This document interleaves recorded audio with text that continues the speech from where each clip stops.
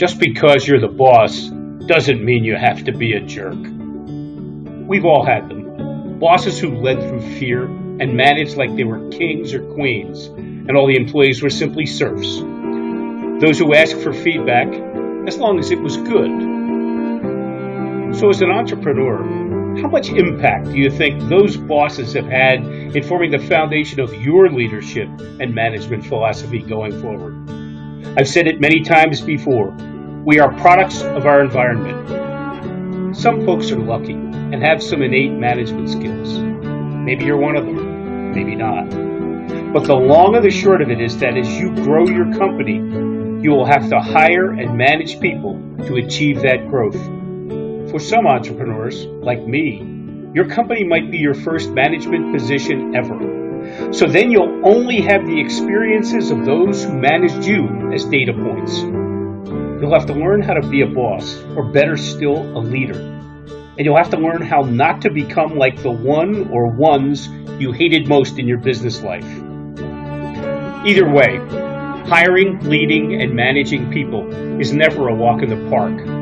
Whether you're just beginning to bring people on in your company, or you've been hiring and managing people for several years in your small business.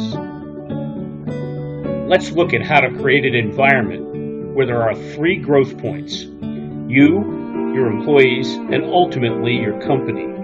Because with each new hire, you build or extend the foundation of your company and your culture. Here are 5 recommendations to help guide you. First, being the boss doesn't make you the smartest person in the room.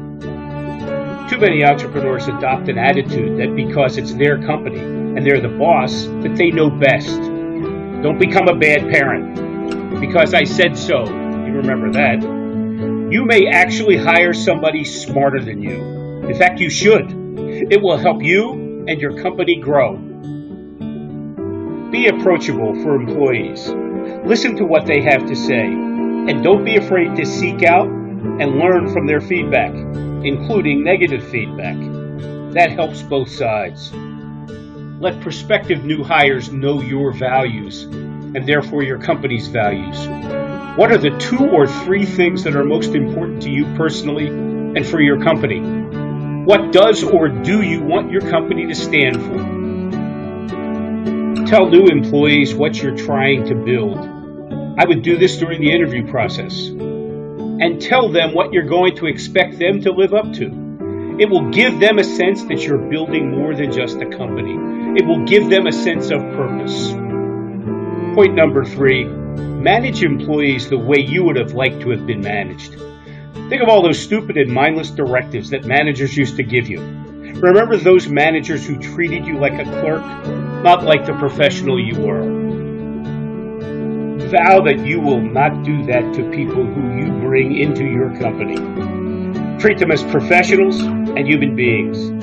And you be human. Understand employees have bad days just like owners. Above all, be honest and always deal with the reality of the situation at hand, however bad it might be. Make learning as important as doing. Create an environment where people are encouraged to grow, both in their job and personally. Allow employees to fail.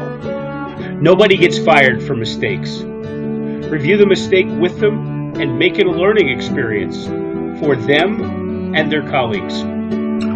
Don't just allow questions, but make them almost a requisite for employees regarding their job, their prospects for the future, the company, and its direction. Make why questions the most important questions in the building, and the answers critical to company and employee growth. Point number 5, make customers your common focus. Preach the gospel of customer. They are the reason the company exists, not the other way around. Make sure employees know who pays their salaries. You just sign their checks. Encourage them to always go the extra mile for customers. To not only listen to problems, but to do everything they can to try to solve them. Make sure you as the owner are listening to what customers are saying and reacting accordingly. Walk the talk when it comes to providing great customer service. Treat your employees like you want your customers treated. Make them emissaries of that great customer service. Learning to become a boss, especially leading and managing employees, is definitely a challenge, but a necessity for growth. Your success will be their success. But you don't have to be a jerk to succeed. The entrepreneur's Yoda knows these things. He's been there. May success be with you.